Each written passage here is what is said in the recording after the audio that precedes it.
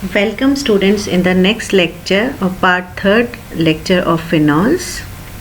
आज हम फिनॉल्स पर कि जो एसिडिक नेचर है उस पर सब्स्टिट्यूएंट्स का क्या इफ़ेक्ट पड़ता है वो इस लेक्चर में अपन पढ़ेंगे. Effect of substituents on acidity of phenols. इसमें अपने दो तरह के ग्रुप्स हैं. जैसे कि अपन ने फिनॉक्साइड आयन लिया है. दोनों ग्रुप्स के अंदर फर्स्ट केस है अपना.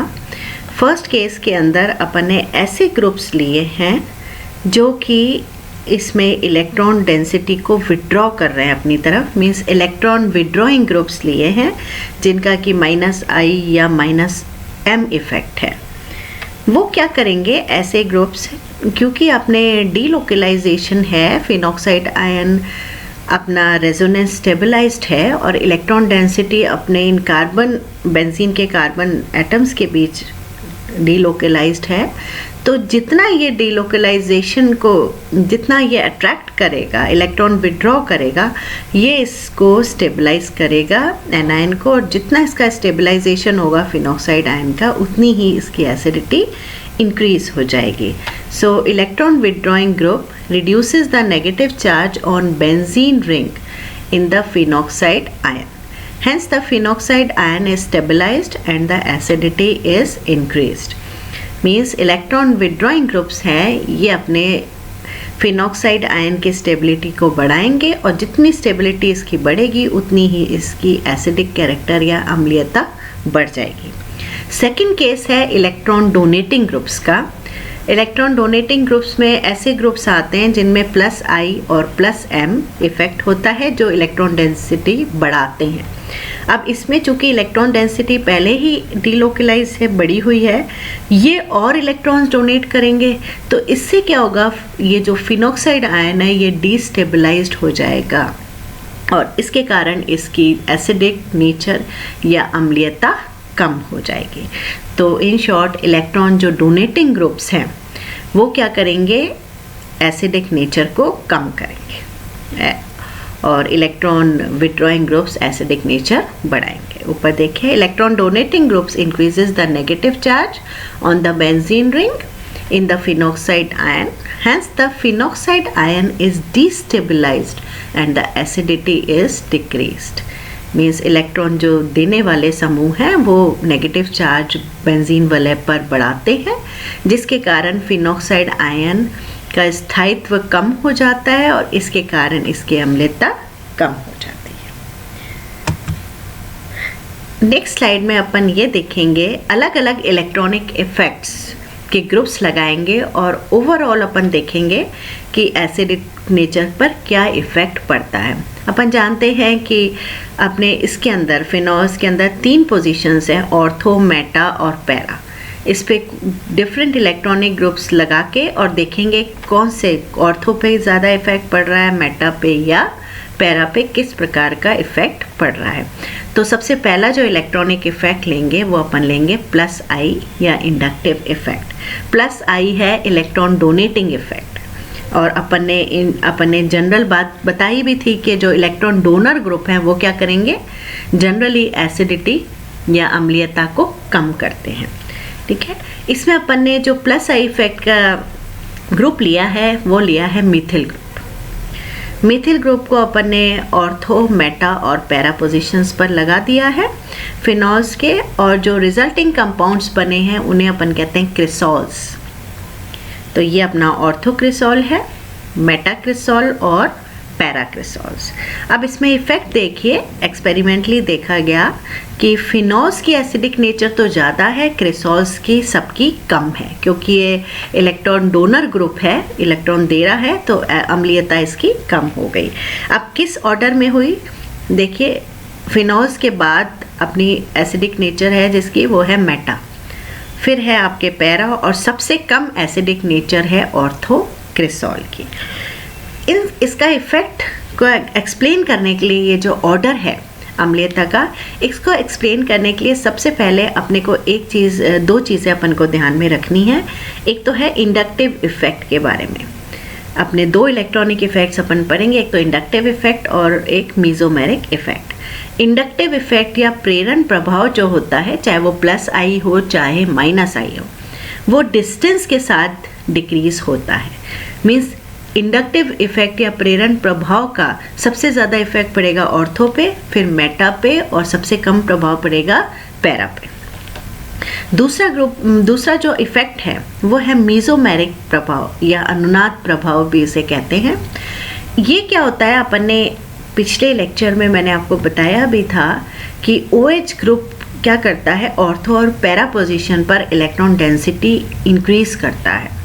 तो मीजोमेरिक प्रभाव सिर्फ ऑर्थो और पैरा पर ही पड़ेगा, चाहे वो प्लस एम हो चाहे माइनस एम हो, मेटा पर इसका कोई प्रभाव नहीं पड़ता है।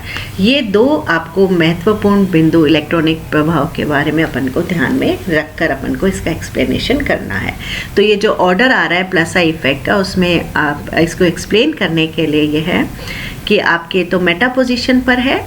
देखिए इसमें प्लस एम प्रभाव तो इफेक्टिव है नहीं, इसके अंदर सिर्फ है प्लस आई मिथिल ग्रुप का, तो प्लस आई इफेक्ट भी दूरी के साथ ज़्यादा प्रभावी नहीं है। तो फिनॉल्स के बाद नेक्स्ट इसकी एसिडिक नेचर होती है। उसके बाद पैरा पर माइनस आई प्लस आई पहला प्लस आई और भी कम हो जाता है, डिस्टेंस के साथ प्लस आई इफेक्ट पर बिल्कुल कम हो गया। तो इसमें क्या हुआ आपके, लेकिन प्लस एम इफेक्ट है, इसमें प्लस एम इफेक्ट है, इसके कारण इसकी एसिडिक नेचर मेटा से थोड़ी और कम हो जाती है, और सबसे कम होगी ऑर्थो पर, क्योंकि प्लस आई इफेक्ट सबसे ज़्यादा कहाँ प्रभावी होता है, ऑर्थो पर। तो सबसे कम एसिडिक नेचर होगी ऑर्थो पर। नेक्स्ट इलेक्ट्रॉनिक इफेक्ट लेते हैं प्लस एम इफेक्ट। ये भी इलेक्ट्रॉन डोनर इफेक्ट है। तो ऐसे ग्रुप्स में अपन ने अमीनो ग्रुप लिया है, ANH2 ग्रुप, तो इसमें आपके प्लस एम इफेक्ट है। जो ग्रुप्स में जिनमें प्लस एम होता है उसमें माइनस आई भी होता है। माइनस आई इसलिए होता है इफेक्ट, देखिए कार्बन की इलेक्ट्रोनेगेटिविटी जो डायरेक्टली जुड़ा हुआ है नाइट्रोजन उससे कम है, तो ये क्या करेगा, इलेक्ट्रॉन अपनी तरफ अट्रैक्ट करेगा, तो ये माइनस आई प्रभाव भी दर्शाएगा। लेकिन थोड़ा सा प्लस एम इसमें ज़्यादा होता है, माइनस आई इस ग्रुप में कम होता है। तो अपन ने ये जो मीजोमेरिक प्रभाव के लिए अपन ने लिया है अमीनो ग्रुप, और अमीनो फिनॉल्स लिए हैं ऑर्थो, मेटा और पैरा। और एक्सपेरिमेंटली इनका जो एसिडिटी ऑर्डर आया है उसमें क्या है, सबसे ज़्यादा है अपना ऑर्थो अमीनो फिनॉल का, मेटा और फिनॉल्स की लगभग बराबर हो जाती है एसिडिक नेचर, और सबसे कम किसकी होती है, पैरा फिनॉल्स की। तो इसमें देखिए सबसे पहले अमीनो ले लेते हैं, ऑर्थो अमीनो फिनॉल, इसकी सबसे ज़्यादा क्यों हुई, फिनॉल से भी ज़्यादा, जबकि प्लस एम इफेक्ट है, बट इसमें ऑर्थो पोजीशन पर है अमीनो ग्रुप, तो प्लस एम भी प्रभावी है। प्लस इसमें क्या है, माइनस आई चूँकि ये पास में है, माइनस आई का सबसे ज़्यादा प्रभाव किस पे पड़ता है, ऑर्थो पे।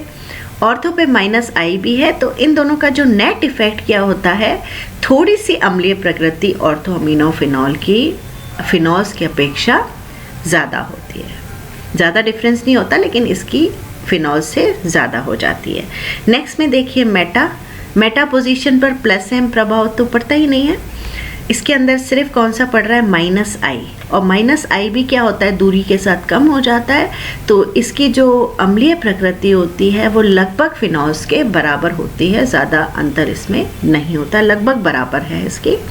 और सबसे कम किसकी है, पैराफिनॉल अमीनोफिनॉल की। पैरा अमीनोफिनॉल में क्या है, दूरी के साथ माइनस आई तो बिल्कुल नगण्य हो गया या नेग्लेजिबल हो गया, बट इसमें प्लस एम प्रभाव होता है पैरा पोजीशन पर, तो प्लस एम के कारण इसकी अम्लीय प्रकृति जो होती है वो आपकी फिनॉल से भी कम हो जाती है। नेक्स्ट लेते हैं ग्रुप्स जिनका इलेक्ट्रॉनिक प्रभाव प्लस एम तो कम है। अभी तो अपन ने पिछले एग्जाम्पल में अमीनो ग्रुप लिया जिसमें प्लस एम थोड़ा ज़्यादा होता है, इसमें अपन ने लिया है प्लस एम बहुत कम है और माइनस आई ज़्यादा है। एग्जाम्पल है क्लोरोफिनॉल्स, क्लोरो ग्रुप अपन ने लगाया ऑर्थो मेटा पैरा, चूँकि ये माइनस आई ज़्यादा है, इसका मतलब फिनॉल से तीनों की अम्लीयता अधिक होगी। देखिए सबसे कम है फिनॉल की, और ऑर्डर देखिए सबसे ज़्यादा ऑर्थो, फिर मेटा और फिर पैरा। ये वही ट्रेंड फॉलो करता है। दूरी के साथ सबसे ज़्यादा किस पे होता है? ऑर्थो पर प्रभाव है, तो सबसे ज़्यादा अम्लीय प्रकृति हो गई ऑर्थोक्लोरोफिनॉल की, फिर मेटा की हो गई, और सबसे कम प्रभाव -I किस पे होता है? पैरा पर, तो सबसे कम इसकी है। लेकिन इन तीनों की फिनॉल्स की अपेक्षा एसिडिक नेचर ज़्यादा होती है। नेक्स्ट आता है ग्रुप्स विद -M इफेक्ट। ये भी इलेक्ट्रॉन विड्रॉइंग ग्रुप हो गया, -M प्रभाव। और -M प्रभाव दर्शाने के लिए अपन सबसे अच्छा ग्रुप है नाइट्रो ग्रुप ले रहे हैं। और नाइट्रो ग्रुप अपन ने ऑर्थो मेटा पैरा पे लगाया, तो सबकी एसिडिक नेचर क्या होती है? फिनॉल से तो ज़्यादा होगी, क्योंकि इलेक्ट्रॉन विड्रॉइंग ग्रुप अपन ने लगा दिया। और इसमें देखिए जो ऑर्डर आया एक्सपेरिमेंटली, वो आया पैरा नाइट्रो सबसे ज़्यादा होता है एसिडिक, अम्लीय प्रकृति, फिर होती है ऑर्थो की, फिर मेटा की, और सबसे कम फिनॉल्स की। अब इसमें अपन एक चीज़ देखिए, अपन कह रहे हैं -I और -M दो प्रभाव हो रहे हैं, -M भी हो रहा है, और -M ग्रुप के साथ देखिए नाइट्रो पर क्या है? वही इलेक्ट्रोनेगेटिविटी डिफरेंस है। तो ये इलेक्ट्रॉन अपनी प्रेरण प्रभाव के कारण -I इफेक्ट के कारण नाइट्रोजन इलेक्ट्रॉन अपनी तरफ लेगा। तो इसमें दो प्रभाव पड़ रहे हैं, स्ट्रॉन्ग -I और -M। तीनों में अपना यही है। इसमें मेटा के अंदर -I रहेगा, -M इस पे प्रभावी नहीं होता, मीजोमेरिक प्रभाव मेटा पर प्रभावी नहीं होता। और इसके अंदर अपने जो एक्सेप्शनल केस आ रहा है वो है ऑर्थोनाइट्रोफिनॉल। ऑर्थोनाइट्रोफिनॉल की अपन थ्योरेटिकली अपन मानते हैं कि ऑर्थो पर -I भी ज़्यादा लग रहा है और -M वैसे ही ज़्यादा है, तो इसकी ज़्यादा होनी चाहिए पैरा की अपेक्षा, लेकिन होता उल्टा है। देखिए इसमें इसकी कम है पैरा नाइट्रोफिनॉल से।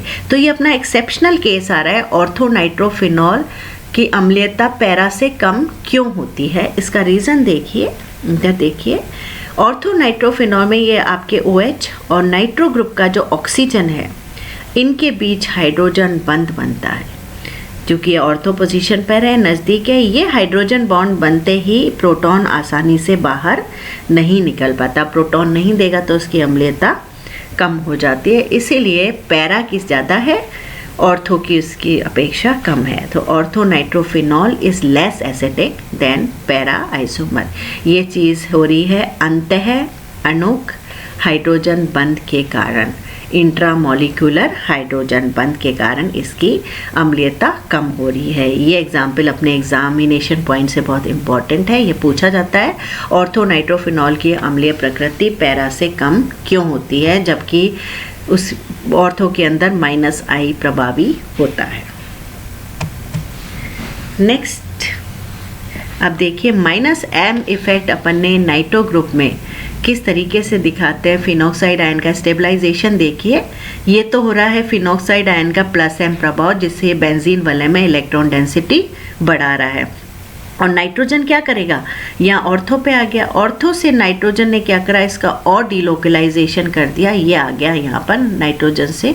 और देखिए नाइट्रोजन पे आने के बाद क्या हुआ? यहाँ से फिर नाइट्रोजन ज़्यादा इलेक्ट्रोनेगेटिव है, इसने अपनी तरफ खींचा, और नाइट्रोजन से ज़्यादा इलेक्ट्रोनेगेटिव कौन है? ऑक्सीजन। तो अल्टीमेटली ऑक्सीजन पर नेगेटिव चार्ज आ गया, इस ऑक्सीजन से यहाँ तक डिलोकलाइजेशन हो गया। उसके बाद फिर से आपके वापस से डिलोकलाइजेशन हुआ, ऑर्थो पर ये चला गया। तो इस तरह से ये रेजोनेटिंग स्ट्रक्चर्स हैं जिसके कारण ये स्टेबलाइज कर रहा है और अम्लीय प्रकृति बढ़ा रहा है। अब नेक्स्ट जो पॉइंट है इसके अंदर वो ये है कि अगर अपन ऑर्थो और पैरा पे नाइट्रो समूह बढ़ाते जाते हैं तो उससे क्या होता है? सब्स्टिट्यूशन से अम्लीयता उसकी और बढ़ती जाती है। देखिए यहाँ पर सबसे कम तो है फिनॉल की, हमने मेटा पोजीशन पर नाइट्रो ग्रुप लगाया, उसकी अम्लीयता बढ़ गई। पैरा पे लगाया तो और बढ़ गई। 2 नाइट्रो ग्रुप्स लगा दिए ऑर्थो और पैरा पे, और ये सबसे ज़्यादा हो जाती है जब तीनों ऑर्थो और पैरा पोजीशंस पर नाइट्रो ग्रुप लग जाता है, तो इसकी अम्लीयता प्रकृति काफ़ी बढ़ जाती है। इस कंपाउंड को अपना नाम देखिए, 1 2 3 4 5 6 2,4,6 ट्राइनाइट्रोफिनॉल कहते हैं। इसके बहुत ही अच्छा एग्जाम्पल है, इसको अपन पिक्रिक एसिड भी कहते हैं। इसमें कोई कार्बोक्सिलिक ग्रुप नहीं है, लेकिन फिर भी अपन इसे, इसका नाम क्या है? Picric acid. इसको क्यों कहा गया है पिक्रिक एसिड, क्या रीज़न है, इसके बारे में देखिए आगे नेक्स्ट स्लाइड में देखते हैं। देखिए acidic nature of 2,4,6 trinitrophenol. 2,4,6 trinitrophenol में देखिए आपके प्लस एम इफेक्ट से आपके इलेक्ट्रॉन डेंसिटीज आ रही है।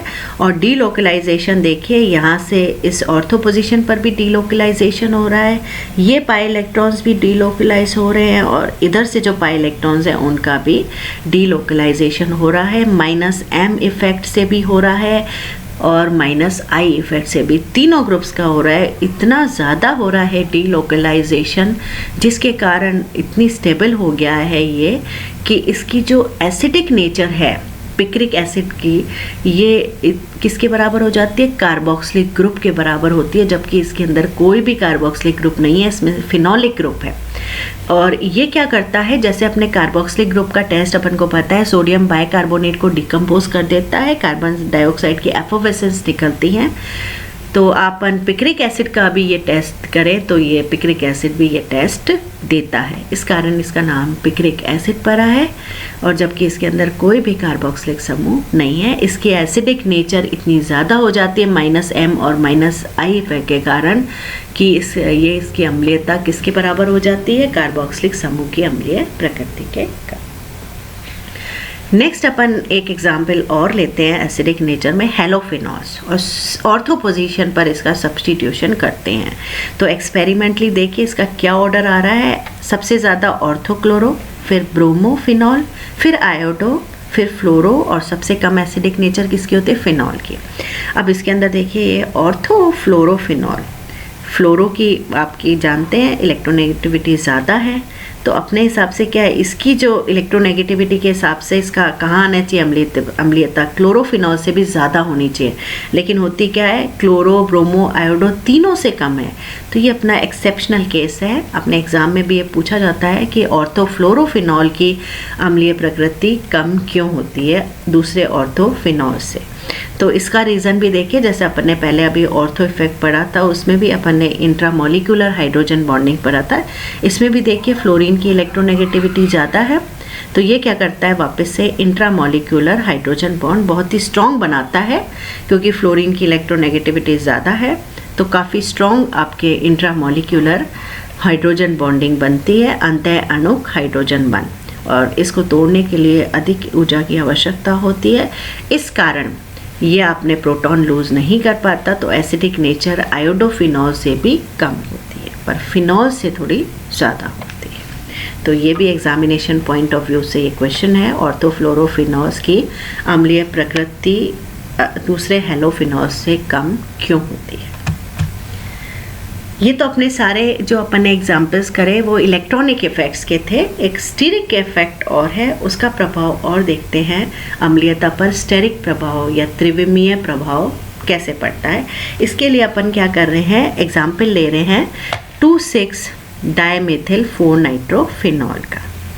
इसमें देखिए एक तो लिया है अपन ने 4 नाइट्रोफिनॉल या पैराफिनॉल, ठीक है, और इसमें जो एसिडिक ऑर्डर आया उसमें है 4 नाइट्रोफिनॉल की एसिडिक नेचर ज़्यादा है, और यह अपना जो कंपाउंड है इसका क्या नाम है, 2 और 6 पोजीशन पर मिथिल है, तो 2,6 डायमिथिल, 4 पर नाइट्रो है, 4 नाइट्रोफिनॉल। इसकी अम्लीयता कम होती है। ये इसका रीज़न इलेक्ट्रॉनिक इफेक्ट है, चूँकि अपन ने हाइड्रोक्सिल ग्रुप के ऑर्थो पोजीशन पर 2 मिथिल ग्रुप्स लगाए, जिनका अपना इफेक्ट क्या है, इलेक्ट्रॉनिक प्लस आई इफेक्ट है, जिसके कारण ये इलेक्ट्रॉन डेंसिटी बढ़ा रहा है, इसलिए इसकी अम्लीय प्रकृति कम हो गई। इसी में अपन क्या करें, दोनों मिथिल ग्रुप्स अगर मेटा पोजीशन पर लगाते हैं और हाइड्रोक्सिल ग्रुप के मेटा पर, देखिए नीचे अपन ने यहाँ दोनों ग्रुप शिफ्ट कर दिए। अब इस पे क्या प्रभाव करा, अब ऑर्थो पोजीशन पर तो नहीं है, मेटा पे आ गया। मेटा पर क्या होता है, प्लस आई इफेक्ट कम हो जाता है। तो अपन जब अपन देखें थ्योरेटिकली तो अपन ये मानते हैं कि अब जो ये जो कंपाउंड बना है इसकी अम्लीयता 2,6 डायमिथिल 4 नाइट्रोफिनॉल से क्या होनी चाहिए, ज़्यादा होनी चाहिए। इस कंपाउंड का नाम है 3,5 डायमिथिल 4 नाइट्रोफिनॉल, लेकिन अभी भी इसकी अम्लीयता 2,6 डायमिथिल से कम है। ऐसा क्या रीज़न हुआ, जबकि अपन ने प्लस आई इफेक्ट भी इसका कम कर दिया। तो इसमें आप बहुत ध्यान से देखिए, अब ये किसके ऑर्थो पोजीशन पर आ गया, नाइट्रो ग्रुप के, और नाइट्रो ग्रुप में अपन ने पहले पढ़ा है, नाइट्रो ग्रुप क्या करता है, रेजोनेंस स्टेबलाइज करता है, -m इफेक्ट के कारण इसका रेजोनेंस स्टेबलाइजेशन होता है। अपन पिछले स्लाइड में अपन देख चुके हैं रेजोनेंस स्टेबलाइजेशन का। देखिए, ये देखिए नाइट्रो ग्रुप क्या कर रहा है, -m इफेक्ट के कारण ये अपने डीलोकलाइज कर रहा है और इससे रेजोनेंस स्टेबलाइजेशन हो रहा है फिनॉल्स का।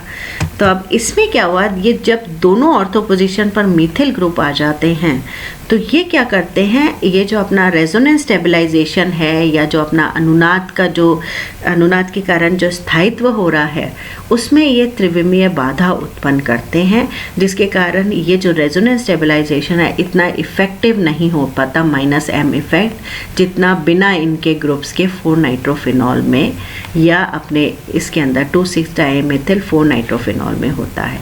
तो इस त्रिविमीय बाधा के कारण सबसे कम अम्लीय प्रकृति इन तीनों में से इस कंपाउंड की होती है।